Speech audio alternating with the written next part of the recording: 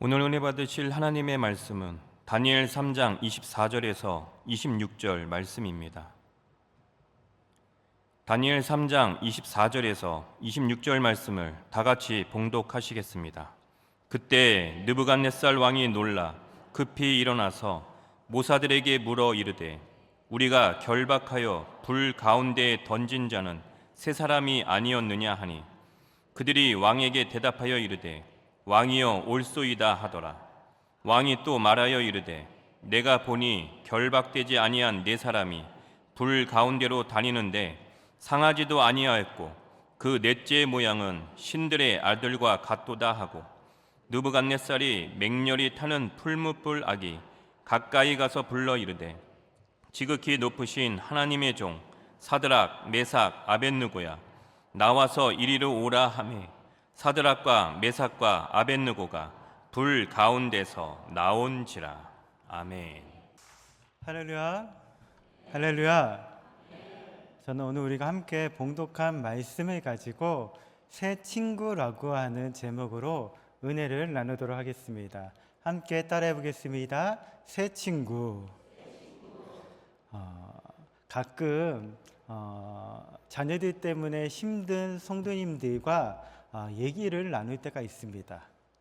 그때 제 어렸을 때 얘기를 들려드리곤 하는데 그때마다 다들 깜짝 놀라시더라고요. 여러분, 저는 어렸을 때부터 신앙생활을 열심히 하는 그런 아이가 아니었습니다. 지금은 용대해가지고 좀 선하게 생겼다는 말을 좀 듣는데 예전에 제가 제 사진을 보면은 참 말 안 듣게 생겼다라는 생각이 저절로 들 정도로 굉장한 말썽꾸러기였습니다. 처음 교회를 다니기 시작한 것도 자유로 나간 것이 아니라 어머님 손에 이끌려가지고 억지로 교회 다니기 시작했어요. 초등학교 때 예배 시간에 친구와 싸우다가 쫓겨나기도 했고요. 어머니가 헌금하라고 주신 돈을 몰래 삥땅 하다가 걸려가지고 비 오는 날 먼지 나도록 맞은 적도 있습니다. 그런데 이런 아이가 한 명이 아니라 제 쌍둥이 동생까지 합쳐서 2명이었으니 우리 어머니이신 이건사님이 얼마나 힘드셨겠습니까? 이랬던 제가 중학교 2학년 때 인격적으로 하나님을 만나게 되면서부터 제 인생은 달라졌습니다. 그러니까 지금 자녀들이 여러분들의 마음을 상하게 하고 있다면은 또 우리 교회학교에서 아이들을 가르치고 계시는 선생님들이 또 아이들이 변화되지 않아 어려움을 겪고 있는 분들이 계시다면은 저의 모습을 통해 위로받으시기를 바라겠습니다. 여러분, 저에게는 5명의 친구가 있습니다. 길게는 어렸을 때부터, 짧게는 중학교 때 만난 친구들인데 지금의 저를 이 자리에 있게 만들어준 친구들이라 해도 과언이 아닙니다.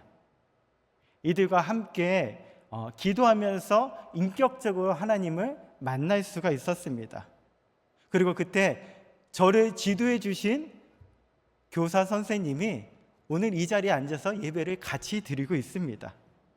비록 하나님이 주신 달란트에 따라서 친구들의 삶의 방향이 나눠지기는 했지만 지금도 서로를 위해서 중보하는 중보자들로 남아 있습니다. 성경에도 좋은 친구를 둔 사람들이 있습니다. 대표적으로 보면은 다윗과 요나단이 그렇고요. 또 빌립과 나다네엘, 바울과 바나바 등이 우선 떠오릅니다. 그 많은 커플들 중에서 인상 깊은 2커플을 이 시간 소개하고자 합니다. 하나는 욥과 그의 친구들이고 또 하나는 다니엘과 그의 친구들입니다. 욥과 다니엘, 여러분 공동점이 있습니다. 뭐냐면은 우선 친구가 3사람씩 있었다라는 거예요. 욥의 친구는 엘리바스, 빌닷, 소발이었고 다니엘의 친구는 사드락과 메삭과 아벳느고였습니다. 또 하나 그들의 공통점은 무엇이냐면은 신앙 안에서 맺어진 친구들이었다라는 거예요. 무엇보다도 그들은 고난 중에 함께하는 친구들이었습니다. 여러분, 친구가 잘 나가서가 아니라 친구가 어려움에 처했을 때 함께하는 친구들이 진정한 친구임을 믿습니다. 그러나 좀 더 자세히 살펴보면은 욥의 친구들과 다니엘의 친구들과는 확연히 다른 것이 있습니다. 먼저 욥의 친구들을 한번 살펴보도록 하겠습니다. 욥이 고난에 던져졌습니다. 그 소식을 들은 친구들이 어떠한 모습을 보여줬는지 이 시간 살펴보도록 하겠습니다. 욥기 2장 11절에서 13절 말씀입니다. 다 같이 읽겠습니다. 그때에 욥의 친구 세 사람이 이 모든 재앙이 그에게 내렸다함을 듣고 각각 자기 지역에서부터 이르렀으니 곧 대만 사람 엘리바스와 수아 사람 빌닷과 나마 사람 소발이라. 그들이 욥을 위문하라고 위로하여 하여 서로 약속하고 오더니 눈을 들어 멀리 보매 그가 욥인 줄 알기 어렵게 되었으므로 그들이 일제히 소리 질러 울며 각각 자기의 겉옷을 찢고 하늘을 향하여 티끌을 날려 자기 머리에 뿌리고 밤낮 7일 동안 그와 함께 땅에 앉았으나 욥의 고통이 심함을 보므로 그에게 한마디도 말하는 자가 없었더라. 여러분, 정말 가슴 뭉클한 장면이에요. 저는 특히 밤낮 7일 동안 함께 앉아 있으면서도 한마디도 하는 자가 없었더라. 이 부분이 굉장히 인상적이었습니다. 제가 상담학을 공부할 때 교수님이 해주셨던 이야기가 있었어요. 그게 뭐냐면은 장례시장에 갈 때 유가족들을 어떻게 위로해야 될지 모를 때는 상대방과 같은 표정을 지어라 라고 이야기해 주셨어요. 여러분, 진정한 위로에는 말이 필요 없는 줄 믿습니다. 그냥 함께 있어주면서 함께 울어주면 됩니다. 상대를 위로한다시고 어줍지 않게 던지는 말이 오히려 더 상대방에게 큰 상처를 안겨줄 때가 있습니다. 그런데 욥은 너무나도 힘들었습니다. 그래서 친구들에게 위로라도 받을 요량으로 입을 열었습니다. 욥기 3장 1절 말씀 다 같이 읽겠습니다. 그 후에 욥이 입을 열어 자기의 생일을 저주하니라. 이렇게 욥이 입을 열어 자기의 생일을 저주하면서 밤, 흑암, 죽음, 캄캄한 이라는 단어를 쏟아내기 시작합니다.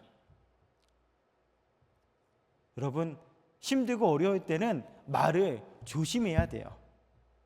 욥이 어둡고 부정적인 단어들을 말하면서 자기의 이 기가 막힌 현실을 토로하기 시작합니다. 그러자 옆에서 가만히 듣고 있던 엘리바스가 나섭니다. 물론 그도 좋은 뜻으로 위로를 건네기 위해서 덩달아 입을 열었을 것입니다. 하지만 말을 하다 보니까 자신도 모르게 가시와 같은 말을 던집니다. 욥기 4장 7절에서 9절 말씀입니다. 생각하여 보라, 죄 없이 망한 자가 누구인가? 정직한 자의 끊어짐이 어디 있는가? 내가 보건대 악을 밭갈고 독을 뿌리는 자는 그대로 거두나니라. 하나님의 입 가운데 멸망하고 그의 콧김에 사라지느니라.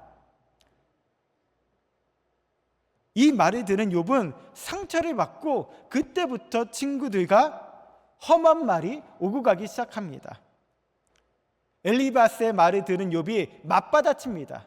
그러자 옆에 있던 빌닷이 나서고 그 옆에 잠잠히 있던 소발이 거둡니다. 순식간에 1대3의 싸움이 되었습니다. 코너에 몰리자 욥이 자기 자신을 뭐라고 변호하는지 한번 들어보시길 바라겠습니다. 욥기 32장 1절에서 2절 말씀입니다. 욥이 자신을 의인으로 여김으로 그 세 사람이 말을 그치니 람 족속 부스 사람 바라겔의 아들 엘리우가 화를 내니 그가 욥에게 화를 내면 욥이 하나님보다 자기가 의롭다 함이요. 자신이 하나님보다 의롭다라고 소리치는 욥과 친구들은 서로 치열한 공방을 벌입니다. 서로 한치의 양보도 하지 않습니다. 이처럼 팽팽한 흐름이 욥기 37장까지 이어집니다. 이제 더 이상 그들은 친구 사이가 아니었어요. 끼어질 대로 끼어진 원수지간, 더 이상 회복이 불가능한 사이가 되어버렸습니다. 여러분, 나와 거리가 먼 사람과 관계가 끼어지는 건 어떻습니까? 힘들긴 하지만 괜찮습니다. 타격도 약하고 회복 속도도 빠르기 때문입니다. 여러분, 하지만 가까운 사람과 한번 관계가 뒤틀리면 어떻습니까? 타격도 크고 회복도 정말 힘듭니다. 여러분, 그런데 다니엘과 그의 친구들은 어땠습니까? 바벨론 왕 느부갓네살이 두라 평지에 금신상을 세우고 온 백성에게 절을 하도록 명했습니다. 무려 30m 높이의 신상이었습니다. 겉으로는 그들이 섬기는 신 벨의 신상인 것처럼 위장했지만 사실은 자기 자신을 기리는 동상이었습니다. 이 거대한 동상의 머리끝부터 발끝까지를 금으로 만든 이유가 도대체 무엇일까요? 하나님은 꿈을 통해서 이 대제국 바벨론이 금, 은, 동, 쇠, 진흙처럼 점점 쇠하여지다가 결국에는 먼지처럼 사라질 것을 보여주셨습니다. 여러분, 이것은 하나님의 뜻이었어요. 이 하나님의 뜻을 느부갓네살은 인정할 수가 없었습니다. 어떻게 해서 세운 이 대제국인데 이렇게 쉽게 멸망한단 말입니까? 그래서 느부갓네살은 보난 듯이 금으로 덮인 거대한 금심상을 두라 평지에 세웠습니다. 금은 영원하다는 뜻을 가지고 있습니다. 그러므로 이 신상은 하나님의 주권에 대한 도전이요, 거역이며 더 나아가 하나님보다 높아지려고 하는 교만의 상징이었습니다. 느부갓네살은 이 거대한 건축물로 자신의 업적을 기리고 자신의 영광을 나타내고자 했습니다. 만약 이 금신상에 절하지 않으면 풀무불에 던지겠다고 말합니다. 그러자 온 백성이 두려워서 세워진 신상 앞에 절할 때에 꼿꼿이 서 있는 자들이 나타났습니다. 그들이 누구입니까? 바로 다니엘의 친구들 사드락과 메삭과 아벳느고였습니다. 느부갓네살은 이들의 반응에 당황하며 놀랐을 것입니다. 왜냐하면 그들은 자신이 지방 장관으로 발탁한 자들이기 때문입니다. 그 누구보다 왕으로부터 은혜를 입은 자들입니다. 더군다나 속국에서 포로로 잡혀온 천한 신분입니다. 다른 사람들은 몰라도 그들이 왕의 명령에 거역할 것이라고는 꿈에도 생각하지 못했습니다. 그런데 그들이 지금 왕의 명령을 거스르며 풀무불 앞에 꼿꼿이 서 있습니다. 왕의 권위가 한순간에 추락되어지는 순간이에요. 느부갓네살 왕은 무척이나 불쾌했지만 이 감정을 억누르면서 한 번 더 그들에게 기회를 주기로 했습니다. 그러면서 더 강한 압박 카드를 내밀었어요. 그것이 뭐냐면은 이글거리는 풀무불을 7배나 더 뜨겁게 하여서 두려움을 가증시키는 것이었습니다. 하지만 그 무시무시한 현장에서 무슨 말이 터져 나왔습니까? 우리 다니엘서 3장 16절에서 18절 말씀 읽겠습니다. 사드락과 메삭과 아벳느고가 왕에게 대답하여 이르되 느부갓네살이여, 우리가 이 일에 대하여 왕에게 대답할 필요가 없나이다. 왕이여 우리가 섬기는 하나님이 계시다면 우리를 맹렬히 타는 풀무불 가운데에서 능히 건져내시겠고 왕의 손에서도 건져내시리이다. 그렇게 하지 아니하실지라도 왕이여 우리가 왕의 신들을 섬기지도 아니하고 왕이 세우신 금신상에게 절하지도 아니할 줄을 아옵소서. 다니엘과 친구들은 거기에 대답할 필요가 없다고 하나님이 건지실 거라고 말합니다. 그리고 여기서 한 단계 더 나아가서 그리 아니하실지라도 하나님만 예배하겠습니다라고 고난 앞에, 문제 앞에 자신의 신앙을 나타냅니다. 여러분, 이 얼마나 높은 차원의 신앙의 단계입니까? 우리도 때론 이런 고백을 할 때가 있습니다. 이런 찬양이 있죠. 불 속에라도 들어가서, 불 속에라도 들어가서. 또 이런 찬양을 부릅니다. 주 예수보다 더 귀한 것은 없네.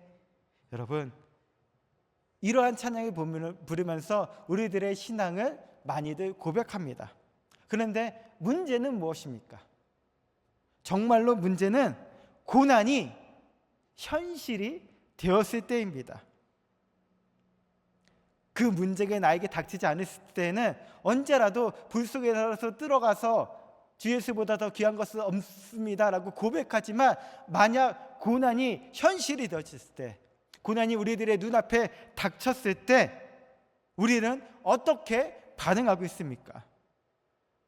지금 내 눈앞에 7배나 뜨거운 불이 활활 타오르고 있습니다. 나를 불에 던지기 위해서 사람들이 결박을 하기 시작했습니다. 불에 던지려는 자가 불에 그슬려 죽는 끔찍한 일이 눈앞에서 펼쳐졌습니다. 이쯤 되면은 분열 현상이 일어나기 마련입니다. 누구 때문에 이래야 되느냐? 너 때문이다, 너 때문이다. 서로 미루고 다투다가 원망하고 대열해서 이탈하는 사람까지 생기는 것이 정상입니다. 그런데 다니엘의 세 친구는 그렇게 하지 않았습니다. 끝까지 한 마음 한 뜻이었어요. 이 셋이 다 함께 맹렬히 타는 풀무불 가운데 던져졌습니다. 그런데 여러분, 그것이 끝이 아니었어요. 도대체 어떤 일이 일어났습니까? 느부갓네살이 놀라며 자리에서 급히 일어났습니다. 우리 다니엘서 3장 24절 말씀 다 같이 읽겠습니다. 그때에 느부갓네살 왕이 놀라 급히 일어나서 모사들에게 물어 이르되 우리가 결박하여 불 가운데에 던진 자는 세 사람이 아니었느냐 하니 그들이 왕에게 대답하여 이르되 왕이여 옳소이다 하더라. 느부갓네살은 더 놀라운 사실을 발견했습니다. 다니엘서 3장 25절 말씀입니다.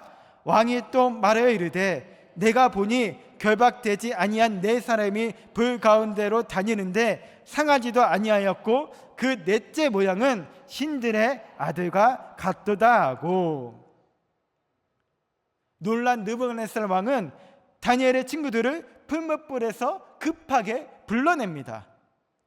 나온데 보니 다시 세 사람이 되었습니다. 불꽃 속에서는 분명히 네 사람이었는데 눈앞에서는 세 사람이 되었습니다. 느부갓네살은 그 넷째 사람이 신들의 아들과 같도다라고 표현했습니다. 신들의 아들이 과연 누구였을까요? 많은 신학자들은 인자, 하나님의 아들을 가리킨다는 입장을 취합니다. 물론 구약에서의 현현을 성육신전의 그리스도와 연결하는 것에 거부감을 나타내는 학자도 있어요. 그런데 분명한 사실은 여러분 무엇이냐면은 한 사람이 그 현장에 나타났다는 것입니다. 그 사람으로 말미암아 던져지자마자 불에 타버린 사드락과 메삭과 아벳느고가 불에 타지 않았다라는 사실입니다. 여러분, 우리가 들고 있는 이 성경책은 명제신학과 관계 신학으로 대변됩니다. 명제 신학이란 우리가 매주 수요일마다 공부하는 조직 신학과 같은 거예요. 하나님, 그 하나님의 위대한 역사, 예수 그리스도, 그분의 십자가 구원의 사역, 성령의 위로와 감동과 충만하심이 과연 어떤 것인지를 논하고 거기에 초점을 맞추는 신학입니다. 그러니까 명제 신학은 정통적인 교리와 신학적 유산을 잘 보존하는데 그 사명이 있습니다. 여러분, 명제 신학은 굉장히 중요합니다. 그러나 우리가 그 명제 신학에만 머물러 있다면, 그 명제 신학에만 멈춰 있다면 그것은 반쪽 신앙이요, 반쪽 복음에 불과합니다. 우리는 관계 신학으로 나아가야 될 줄 믿습니다. 관계 신학이란 무엇이냐면은 내 곁에 두신 인간 관계에 관심을 두고 어떻게 그 관계를 성숙시켜 나갈지에 대해서 무게를 두는 것입니다. 즉, 내 삶의 현장인 가정과 교회와 직장과 지역사회와 생활 현장이 주된 관심 분야가 됩니다. 오늘날 우리 기독교가 안고 있는 문제는 과연 무엇일까요? 이 명제 신학이, 조직 신학이 부족해서일까요? 여러분, 그렇지 않습니다. 명제 신학은 많이 알려져 있고 또 학문적으로도 매우 발달해 있습니다. 우리가 핸드폰을 통해서 유튜브를 검색만 해도 우리는 얼마든지 신학적인 지식을 얻을 수가 있습니다. 그런데 관계 신학이 명제 신학을 따라가지 못하고 있어요. 성경은 관계에 대한 책입니다. 하나님조차도 삼위일체로 계심을 밝히십니다. 즉, 관계로 계신다라는 뜻이에요. 삼위 중에서 환희를 한 위를 내쳐버리면은 온전한 하나님이 되실 수 없습니다. 때문에 하나님은 관계를 중요하게 생각하시는 줄 믿습니다. 그래서 하나님은 부부를 허락하여 주셨습니다. 가족을 허락해 주셨고, 친구를 허락해 주셨고, 이웃을 허락해 주셨습니다. 신앙생활도 혼자서는 불가능해요. 혼자서는 불가능하기 때문에 교회를 주셨고, 믿음의 동료를 주셨고, 특히 교육자들을 주셨습니다. 여러분들은 이들과 어떤 관계를 맺고 있으십니까? 여러분, 이 시간 이웃과의 관계, 믿음의 동역자들과의 관계, 교육자들과의 관계를 중요시 생각하시기를 바라겠습니다. 도종환 시인의 흔들리며 피는 꽃이라고 하는 시가 있습니다. 우리 한번 읽어볼까요? 흔들리지 않고 피는 꽃이 어디 있으랴. 이 세상 그 어떤 아름다운 꽃들도 다 흔들리며 피었나니, 흔들리며 즐기는 곱게 세웠나니, 흔들리지 않고 가는 사랑이 어디 있으랴. 젖지 않고 피는 꽃이 어디 있으랴.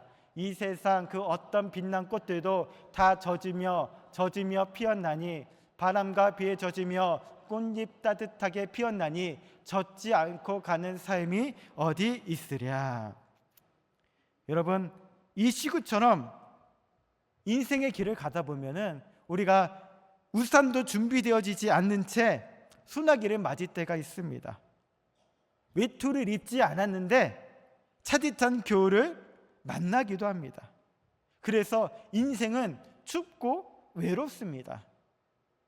더군다나 신앙의 길은 좁고 협착합니다. 이런 우리를 위해서 하나님께서는 지금 내 옆에 있는 사람들을 허락해 주셨습니다. 그 사람과 좋은 관계를 맺으라고 말씀하고 있으십니다. 여러분, 삶의 뒤안길을 한번 되돌아보시기를 바라겠습니다. 언제 가장 행복하다고 느끼셨습니까? 불행하다고 느낄 때는 또 언제였습니까? 저는 인생 제일의 만남을 물론 하나님과의 만남이 제일 우선시 되기도 하지만 제가 제일 경이로웠던 만남은 제 첫째 아들을 만났을 때였어요.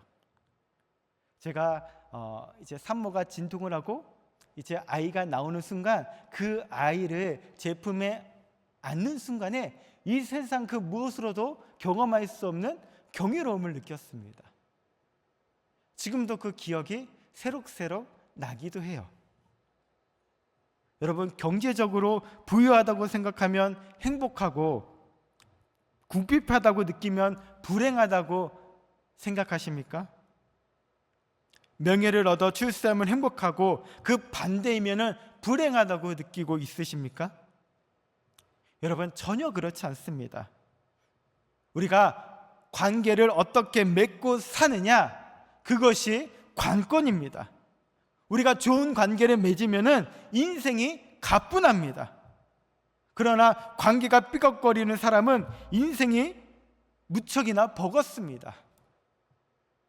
왜 그럴까요? 좋은 관계를 맺으면 인생의 길이 가벼운데 우리가 좋은 관계를 맺지 못하면은 관계가 삐걱거리면은 왜 인생이 힘들고 어렵고 지치고 피곤할까요? 왜냐면은 좋은 관계를 맺는 바로 그곳에 주님께서 함께 하시기 때문입니다. 설령 그곳이 맹렬한 풀무불이 이글거리는 곳이라 할지라도 그곳에 주님께서 함께 하시기 때문입니다. 사드락과 메삭과 아벳느고가 좋은 관계를 맺고 있을 때 복의 근원 되신 주님께서 그 현장에 오셔서 그들과 함께 하셨습니다. 그러니까 주님과 함께하는 장소가 행복한 곳인 것입니다. 욥과 그의 친구들은 처음에는 좋은 관계를 유지했습니다.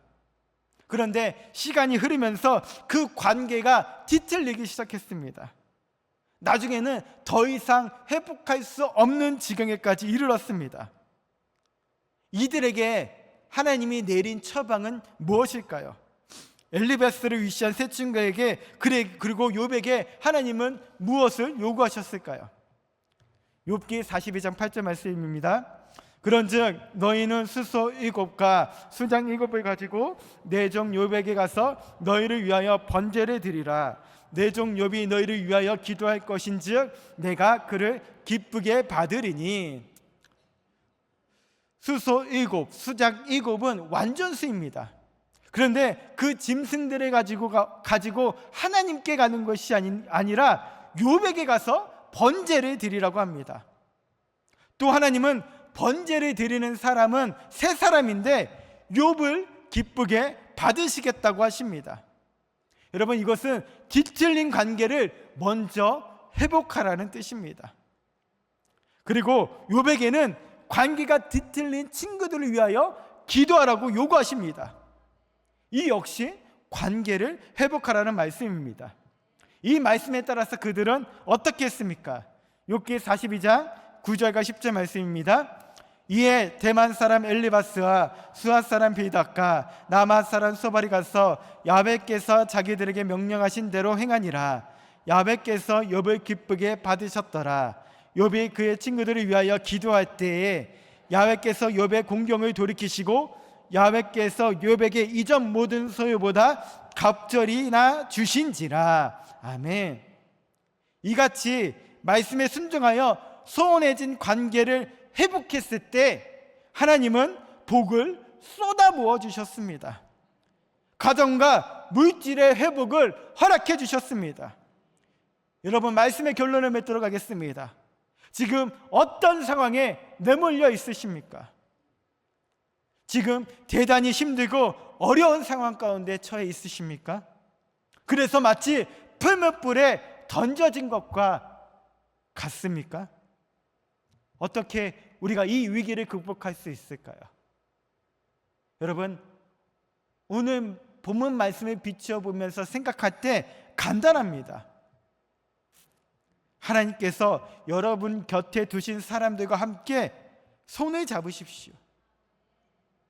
그들과 함께 삶을 나누고 기도 제목을 나누면서 서로가 서로를 위해서 중보기도 하십시오.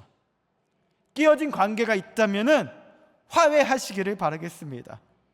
내 곁에 있는 사람들과 좋은 관계를 회복하십시오. 그러면은 그 현장에 능력의 주님께서 친히 찾아와 주실 줄 믿습니다. 그분이 함께 해주십니다. 불 속에서 저와 여러분들을 끄집어내 주실 줄 믿습니다. 그래서 머리털 하나, 옷깃 하나 상함받지 아니하는 놀라운 기적의 역사를 경험하는 저와 여러분들 되시기를 주님의 이름으로 축원드립니다. 축원드립니다. 우리 시간 함께 찬양하며 기도하는 시간 갖도록 하겠습니다.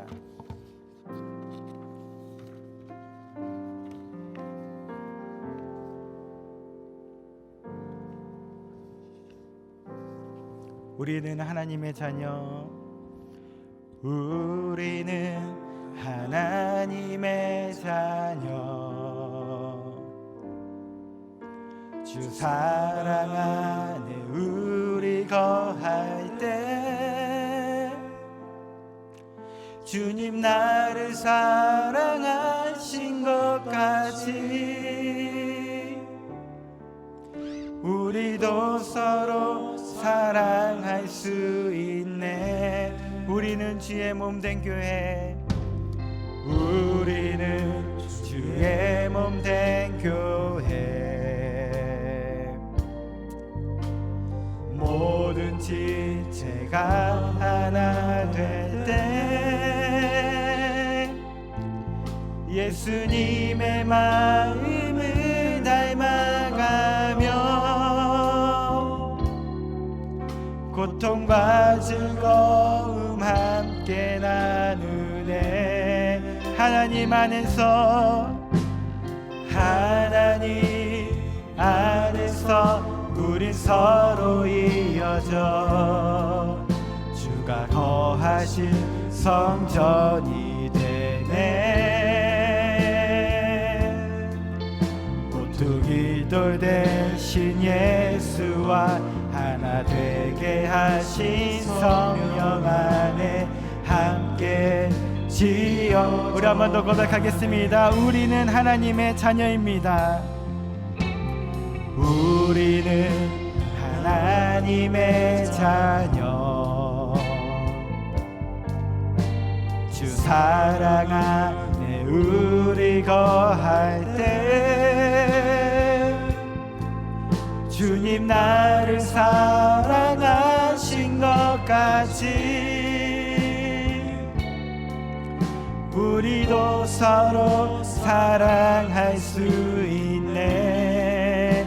우리는 주의 몸된 교회입니다. 우리는 주의 몸된 교회,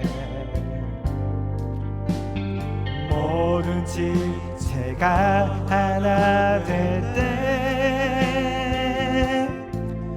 예수님의 마음을 닮아가며 고통과 즐거움 함께 나누. 하나님 안에서, 하나님 안에서 우린 서로 이어져 주가 거하실 성전이 되네. 모퉁이 돌 대신 예수와 하나 되게 하신 성령 안에. 우리 옆에 분들과 함께 손잡으며 고백하도록 하겠습니다. 하나님 안에서, 하나님 안에서 우리 서로 이어져 주가 거하실 성전이 되네.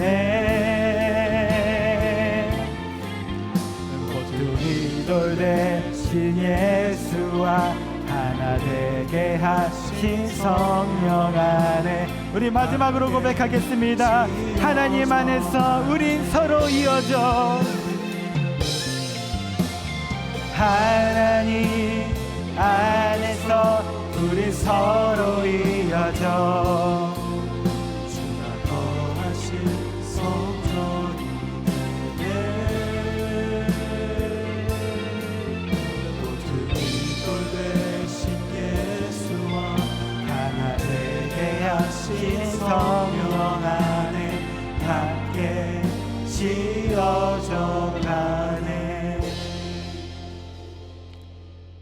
제가 오늘 설교를 준비하면서 보게 된 영상이 있어요. 그게 뭐냐면은 새신자가 교회에 적응하지 못하는 이유라는 제목의 영상이었습니다. 그 이유가 뭐냐고 물어보니까 이미 너무 친한 그룹이 이루어져 가지고 그 안으로 들어가기가 너무 힘들다라는 거예요. 그래서 소외되고 적응하지 못하는 케이스를 많이 보게 됩니다. 그래서 어떤 목사님은 교회 성도님들에게 당부한다고 합니다. 원래 친한 사이일수록 할 얘기가 많아져요. 근데 우리 의도적으로 좀 친한 척 덜 하자. 그 전체 안에 소외감을 느끼는 사람이 없게 하려고. 여러분, 모처럼 교회에서 만났는데 친한 척을 덜 하려고 하니까 어때요? 아쉬워요. 근데 여러분, 아쉬워야죠. 여러분, 자기 부인이라는 것이 다른 건가요? 우리들 목에 칼이 들어와야만 순교고 그게 자기 부인이에요? 여러분, 아니에요. 십자가는 그런 게 아니에요. 내 기호, 내 안락함, 내 편안한 관계, 그거 주님의 나라를 위해서 잠시 내려놓을 수 있는 게 그게 헌신이고 자기 부인이고 십자가인 줄 믿습니다. 이 시간 기도하실 때 마태복음 16장 24절의 말씀처럼 이에 예수께서 제자들에게 이르시되 누구든지 나를 따라 오려거든 자기를 부인하고 자기의 십자가를 지고 나를 따를 것이니라. 우리가 교회 안에서만 화평을 이루는 것이 아니라 내 삶의 현장에서 옆에 있는 사람들과 화평을 이룰 수 있는 우리 모두가 되게 하여 주시옵소서. 우리가 부르짖어 기도할 때에 주님의 일하심을 경험하게 하여 주시옵시고 모든 문제가 해결받게 하여 주시옵시고 간구하는 기도가 응답하게 하여 주시옵시며 깨어진 관계가 회복되어지는 놀라운 역사가 있게 하여 주시옵소서. 이 시간 우리에게 성령의 기름 부으심으로 충만케 하여 주사 자기를 부인하고 자기 십자가를 지고 주님을 따르는 믿음의 사람들이 되게 해달라고 우리 다같이 이 시간 성령의 충만함을 위해서 주여 삼차하고 기도하도록 하겠습니다.